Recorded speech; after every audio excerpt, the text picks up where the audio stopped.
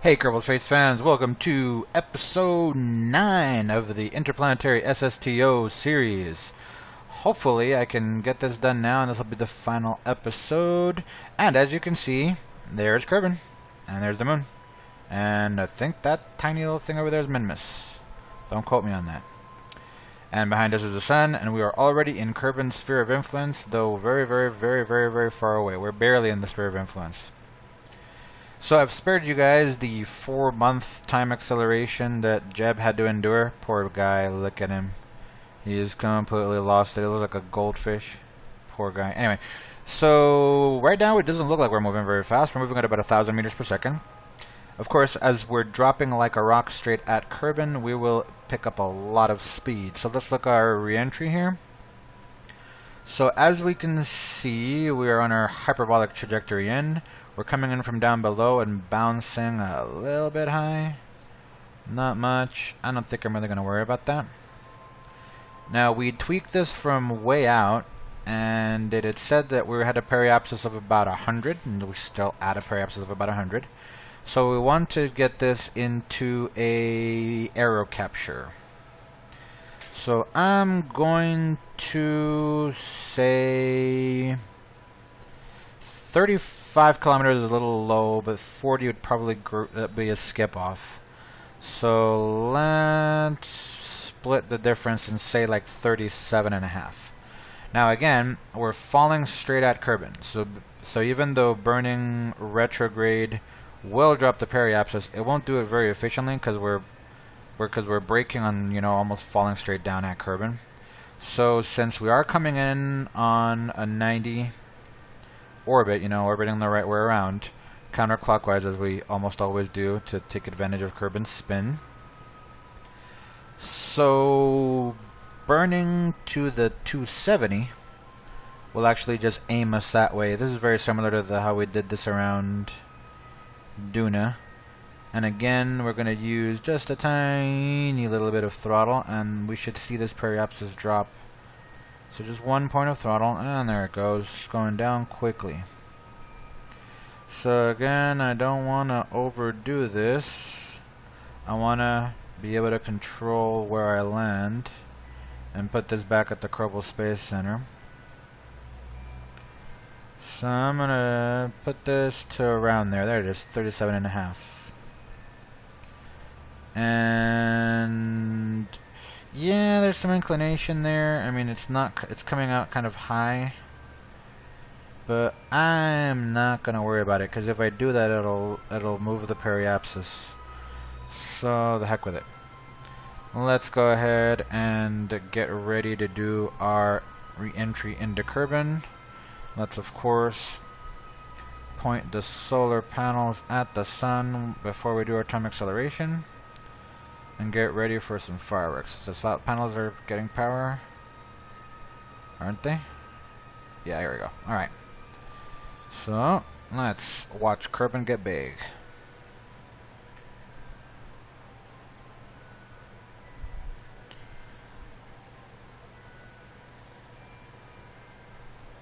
There we go. I don't know if you guys can see it, but there's a seam in the universe there. That's where the corners of the universe are, apparently. Didn't know the universe had corners, but there they are. Yeah, I don't know if you can see that in this video quality, but there's a very clear-cut seam right there. So we're at 1,000 kilometers over Kerbin. We're pointing almost straight prograde, which is dumb luck, because I could have never calculated that. And we're almost in the atmosphere, and let's get flat to it. I don't want to over brake, so I don't want any. I want a flat angle of attack. I want to, you know, just cut through the atmosphere as best as possible. And we should be seeing our hull heat up a little bit. So since we're dropping straight down, our speed has gone up dramatically. We were only at 900 meters per second when we were way out there. But now that we've been falling like a rock straight at Kerbin, we're already at 3,400 meters per second. Which is like 1,000 over orbital velocity, so no wonder if we didn't do an aero brake, we'd fly off into nowhere. Okay. We should be losing velocity. Of course we are. Still got about another 4 kilometers to go into the atmosphere. Intake. Are some of these open? Open. Oh wow. How did that happen? Let's close those just cause.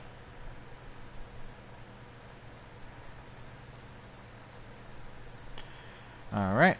So we're doing our little burn-in thing. Losing tons of speed. Let's see how it looks from the outside. Alright, so we're already captured. Let's hope we have enough to just glance off and stay in orbit. And hopefully not a too wonky one. Yeah, see how I was telling you about it going up a little bit? But it's okay, we can fix that. Velocity is still high. Periapsis is still where we left it. Our apoapsis is coming down quick. Guess we're already at above 40. This is looking pretty good. This is looking pretty good. I don't have a problem with this.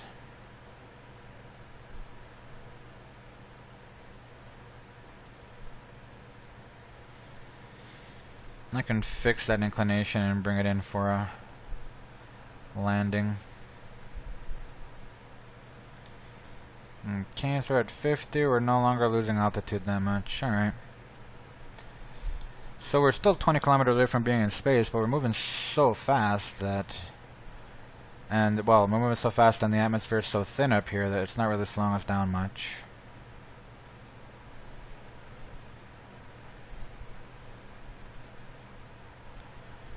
So... let's do some time acceleration and go around quickly. I'm gonna do the one to get in space again. Okay, there we go. We're in space. Okay. So, let's see. Would circularizing this from here be horrendously outside of the realm of possibility because of the fuel requirements? Estimated burn 7 minutes. Yeah, I guess so. 11 minutes? Well, I better be wrong. And that still puts us way up there. Okay. Negative. Okay, let's go around again. And of course delete that. Now seeing as we're going a lot slower, that orbit, I mean that is a little too low. We'd probably land wherever it decides to land us. It'll probably be in the water or on the side of a mountain. So I'm going to raise that to 40.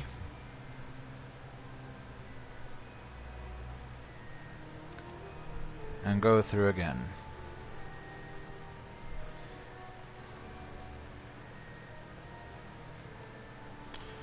Okay. I also think I'm going to flatten this out a little bit. It's 41. Let's drop it a little bit more. 40 and a half. 40.1. That's equatorial enough, right?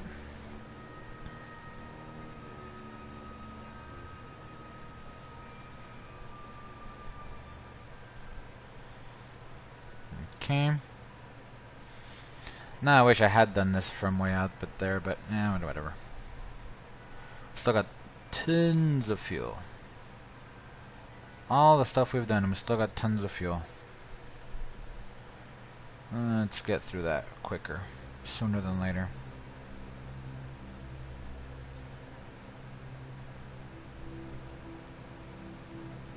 Okay. That looks pretty flat. Right? Sort of. Okay, we still got a 40 kilometer graze of the atmosphere. Again, going the long way around. I have no idea why I do that every time.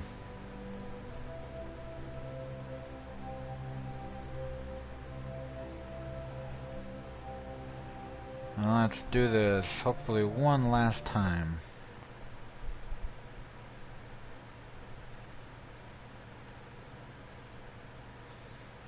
I mean, even if it don't lose that much altitude, I'm still gonna do the burn and bring it in after this. Power, huh? I mean, I can fire the engine after we come out the other side. It doesn't really concern me too much. Sun's coming up too. Okay. Now it's coming down quickly. We're losing velocity nicely.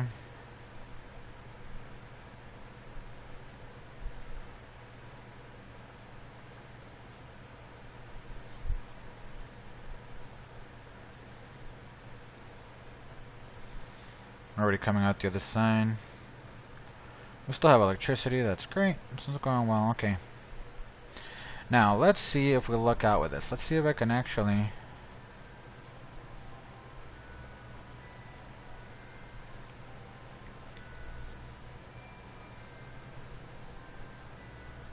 do a burn here. And bring this in without it being too dramatically bad on fuel.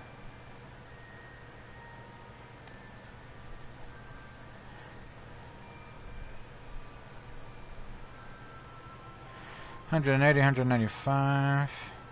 3-minute burn, that's fine. Except that you have to do it right now.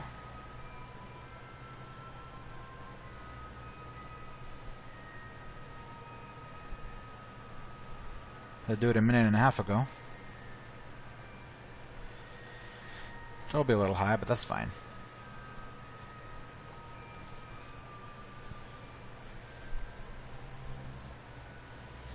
Still got enough fuel to do our final burn and bring us down over the peninsula.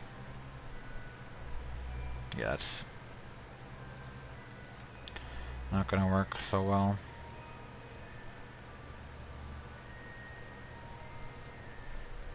You know what? I'll go around again. 160 kilometers, okay.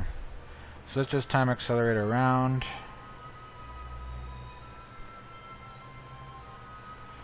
And then...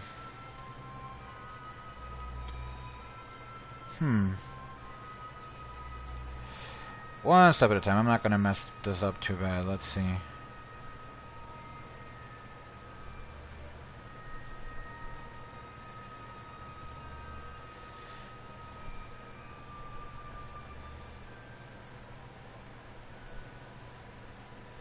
Me and my overzealous time accelerating, but it's okay. We're already in the red zone here, so to speak. Still got fuel. Haha.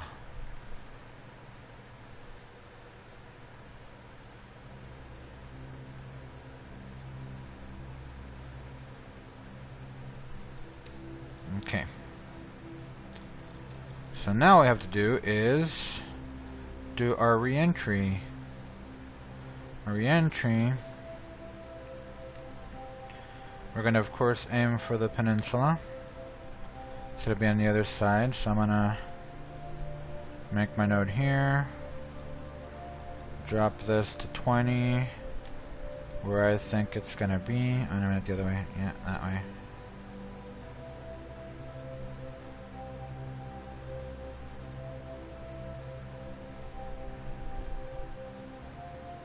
There it is. Okay. I think it's probably going to go around a little bit more. So let's do it there.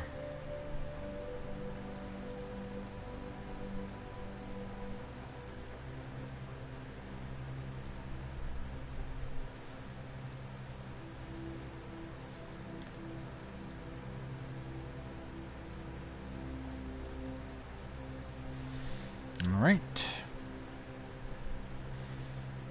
We are almost home now, ladies and gentlemen.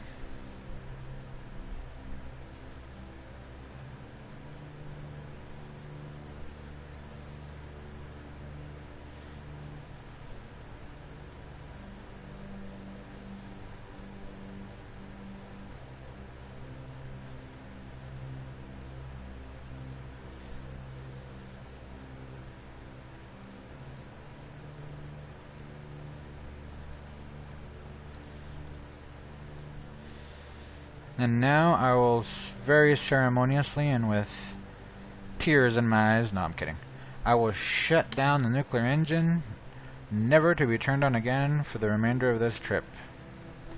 Now it's either aerodynamics or jets. Let's bring her home. I'd normally cut the video off here because it's been 15 minutes, but that's, I mean, we're almost down. What's another minute? And here we come.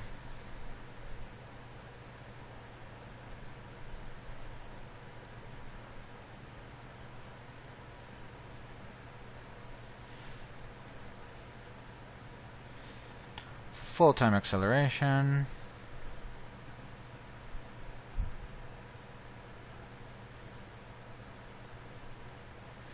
There's the mountain range. Kerbal Space Center is right on the other side of that. Still got 109 of oxidizer and 98 of fuel. You brilliant little plane, you. I really do like this plane. Okay. I do appear to be going kind of high and fast, so I'm going to open all the intakes and add that much drag to this whole thing. Of course, I want to come in straight as well. I don't want to come in nose down too much.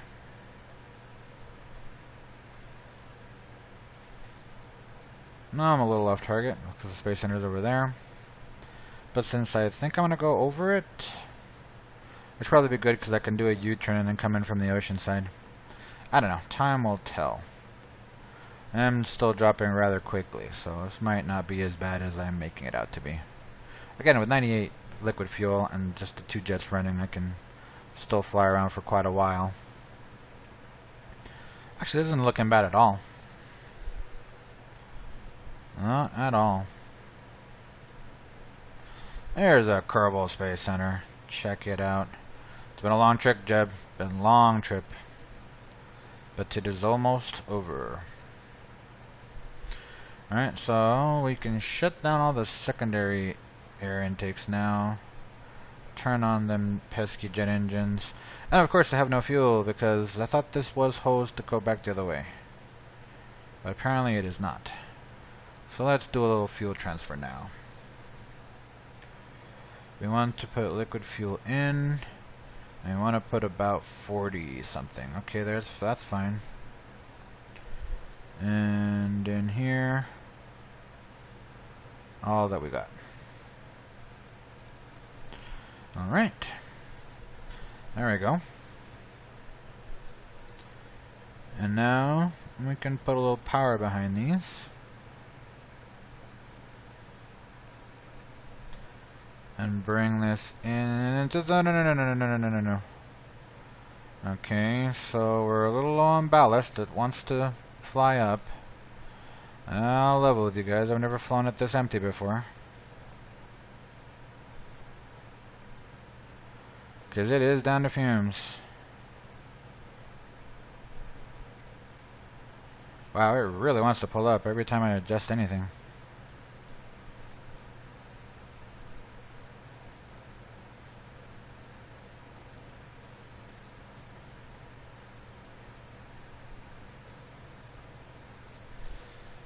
Stop that. Alright. There's a problem with some of these SSTOs. If you don't test them out thoroughly empty, then they fly weird. And you guys have seen I really didn't.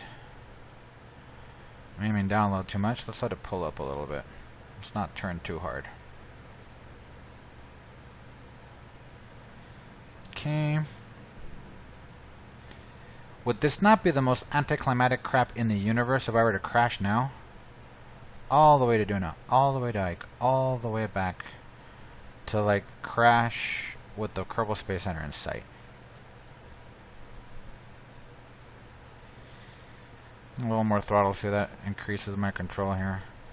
I mean, I put the fuel into the front. There's not much way for me to increase the nose weight more here. Whoosh. Okay. Just need to turn this in again. This is a little nerve-wracking. Do not lose it.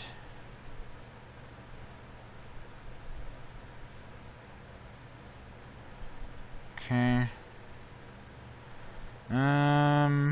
Pretty high up. I'm gonna cut the engines.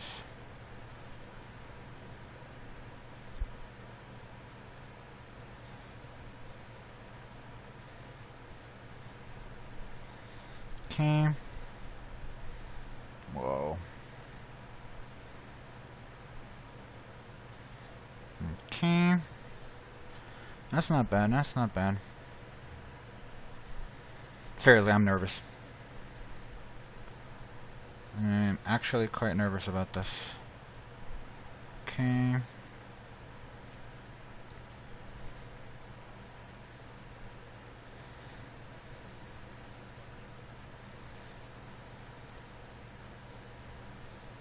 Wow, what an approach. Couldn't be more crooked. No, no, no, no, no, no, no, no, no, no, no, no. Oh, hell no. Come on, Jeb. If I recover this. Whoa, bounce! Oh, this thing is really hard to control. Come on, down, down, down, down. Brakes, brakes. Good lord.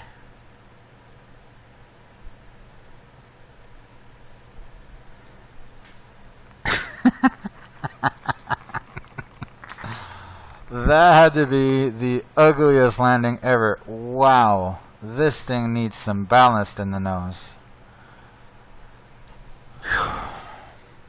Seriously, boys. I don't know. I'm speechless. I am so happy I was able to pull that off. Anyway, that is episode 9 and the final episode of my Interplanetary SSTO mission. Jeb, you stud muffin, look at you. Deranged as hell, but there he is. You made it back, son. So, thank you guys very much for your patience in watching these long episodes, specifically this last one. And this is Raw again, reminding you to fly safe, unlike me. Don't do aerial cartwheels with empty craft at the foot of the runway a couple 100 meters off the ground. That's just not the way to do this. Again, thank you for watching. Fly safe.